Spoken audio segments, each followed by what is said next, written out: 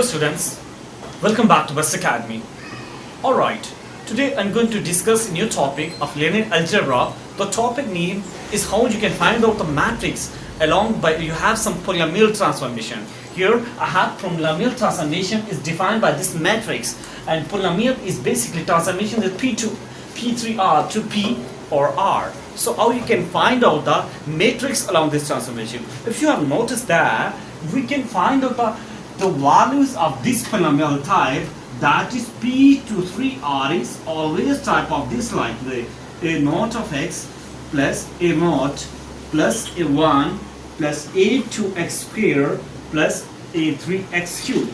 But in our case, we are, if you're going to operate the t operator on function x, it converts it into derivative of this term, right? So if you're going to take the derivative of the first term, right, then matrix though, so we can say that you have the over the field f, the first term, right? So it is related to obtain the first value. We're going to take the derivative of the first term, that is 0.1 plus 0.x plus 0.x squared. The reason is that if you take the derivative of second constant term, it becomes 0, right? So we choose, if you're going to take the derivative of that is t of x. So if you notice that the second term will be 1.1 plus 0.x plus 0.x squared, right? So because the reason is that here's the derivative of 1, and you're going to take the coefficient comparison, will obtain the values in notice 1. So if you choose the second value, that is t into x squared. So after applying the operator, we obtain the values, that is 0.1 plus 2.x plus 0.x squared, right? So now we choose the third value, that is x cube type.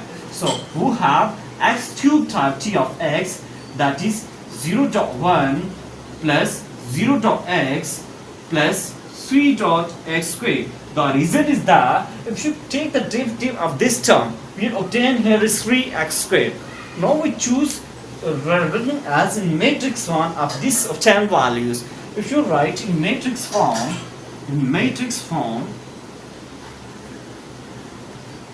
we obtain the matrix. So we have the coefficient, here is 0, here is 0, here is 0. So we obtain matrix, the first term is 0, here is 0, here is 0.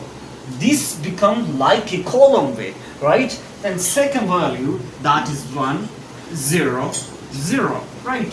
If you're going to third entry, where you had t into x of 2, obtain the values, that is 0, here is 2, here is 0, right? So if you're going to check that t of x3, so here is, that is 0, 0 and 3. So we can written as into 0, 0 into 3. So this is the basic procedure. You can find out the derivative. If you're going to apply this t operator, you have obtained the derivative of the function, and we obtain the transformation like this way, right? So we obtain the matrix in this situation. So this is the basic procedure where you can find out the derivative of, you can find out the matrix along any transformation. Basically, this is an example. You have polynomial type of transformation defined by, right? You can easily find out by any function. For example, in the last video, I have 10. You can find out the how you can find the matrix along the space R2 to R2, R2 to R3 to Rn, like this kind of situation, right? Here I'm gonna just start my lecture.